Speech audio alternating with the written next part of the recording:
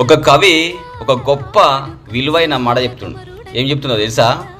పానీయంబులు తాగుతున్, కుడుచుతున్, భక్షించుతున్, రాసనిద్రాదులు చేసుతున్, సంతత శ్రీ నారసింహ పాదపద్మము చింతనాంబుతి ఇతర ఏ రీతి గలదు అంటే అన్నం తింటున్నప్పుడు, పని చేస్తున్నప్పుడు, పండుకున్నప్పుడు, ఏదైనా పనిలో ఉన్నప్పుడు కూడా ఈ కలియుగంలో నిన్ను కాపాడేది ఒకటి, అది నామస్మరణ.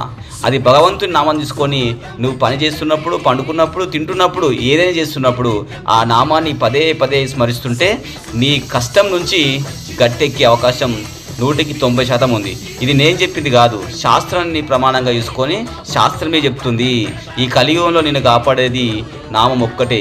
ఏదైనా దేవుడు కావచ్చు, ఏదైనా నామం కావచ్చు, దాన్ని పదే పదే స్మరిస్తూ ఉంటే నువ్వు దేవునికి దగ్గరికి అడుగులేస్తున్నట్లు లెక్కనే. ఒకసారి మీరు అది చేసి చూస్తే మీకు అనుభవంలోకి వస్తుంది.